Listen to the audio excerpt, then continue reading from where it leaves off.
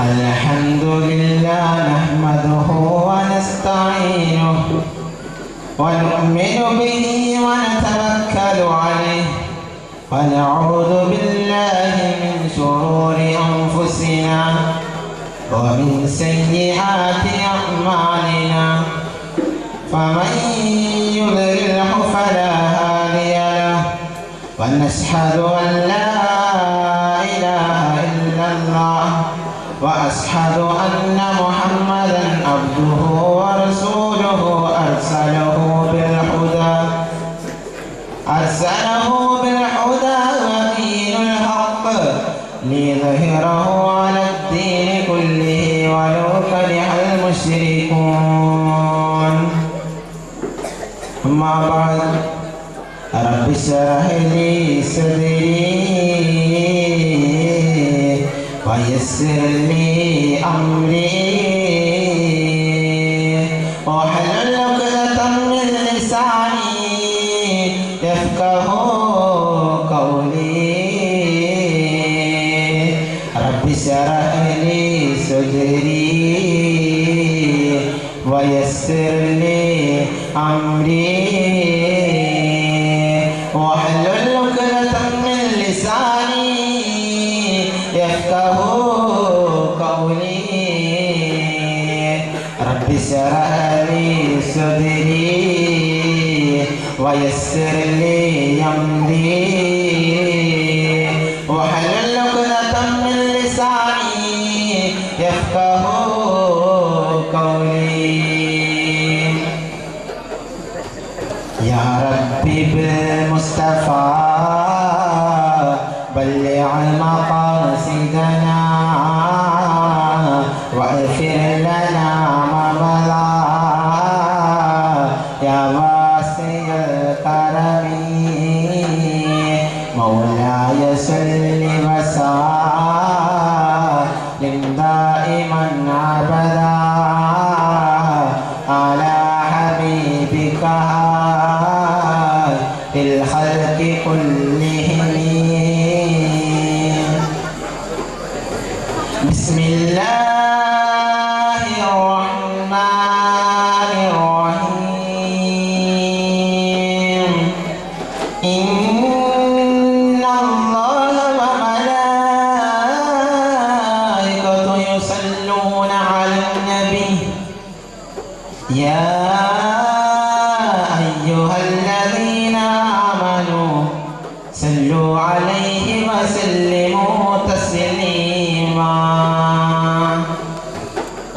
قال النبي صلى الله عليه وسلم لا يؤمن أحدكم حتى أكون أحب إليه من والده وولده والناس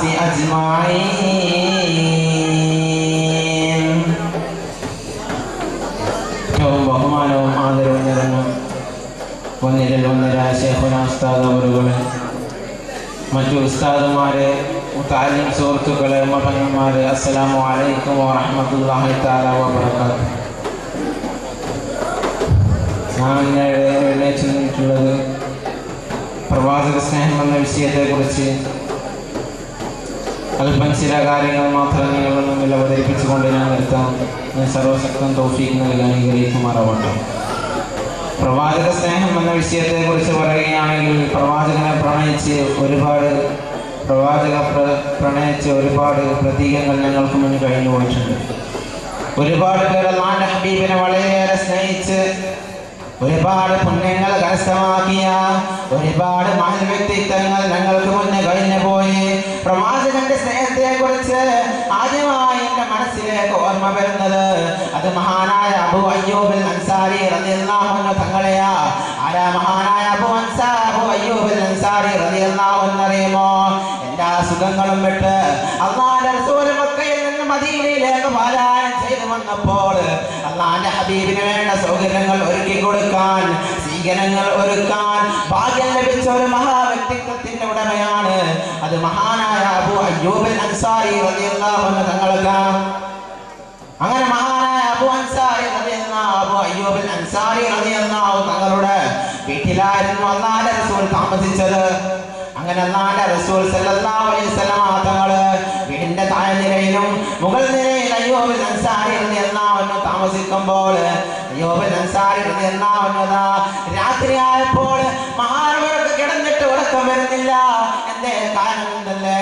ലോകനായകൻ കോടാനുകോടി മുസ്ലിങ്ങളുടെ മനസ്സകത്തിലെ രാജകുമാരൻ, മക്കയുടെ മാണിക്യം, മദീനയുടെ മണവാളൻ നബി മുഹമ്മദ് മുസ്തഫ സല്ലല്ലാഹു അലൈഹി വസല്ലമ തങ്ങൾ എന്റെ താഴ്നിലയിൽ കിടന്നുറങ്ങുമ്പോൾ ഞാൻ എങ്ങനെ മുകൾ നിലയിൽ ഉറങ്ങുമെന്ന് വിചാരിച്ചിട്ട് മഹാനവറുകൾക്ക് കിടന്നിട്ട് ഉറക്കം വരുന്നില്ല.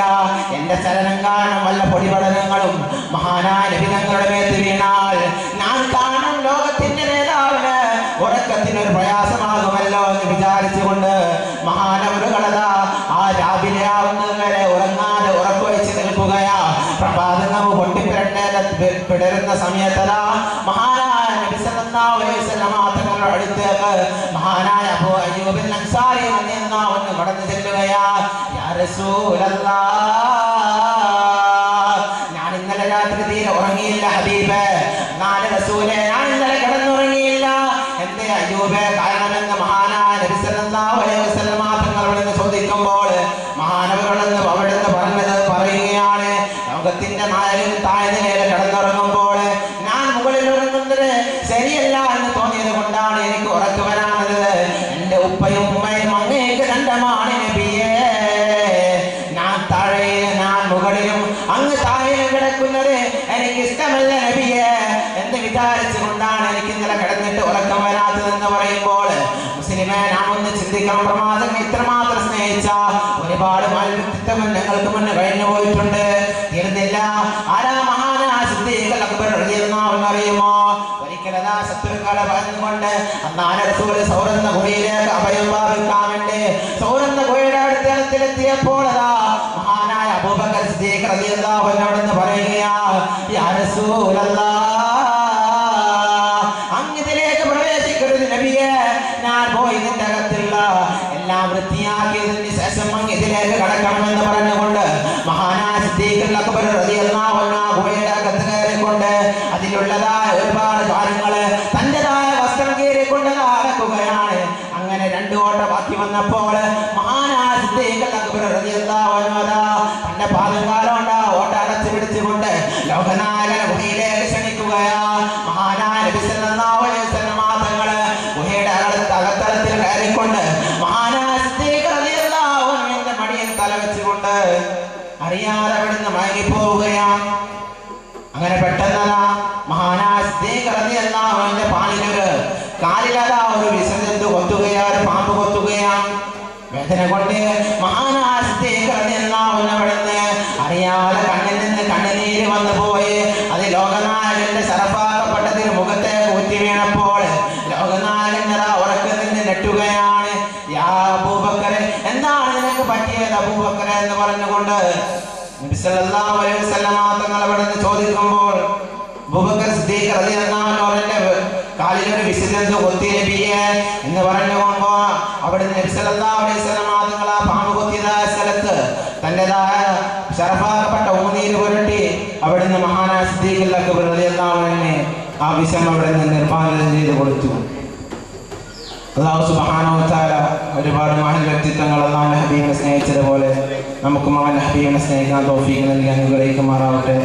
നമ്മാദ്യം പ്രാർത്ഥിച്ചുകൊണ്ട് നിർത്തുന്നു. അസ്സലാമു അലൈക്കും വറഹ്മത്തുള്ളാഹി വബറകാതുഹു.